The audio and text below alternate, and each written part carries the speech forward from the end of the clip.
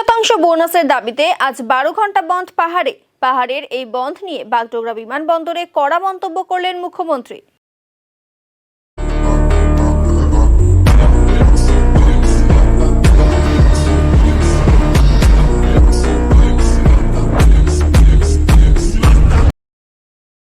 পশ্চিমবঙ্গে বন্ধ হয় না, বন্ধ নিয়ে রাজনীতিতে বিশ্বাসী নয় সরকার।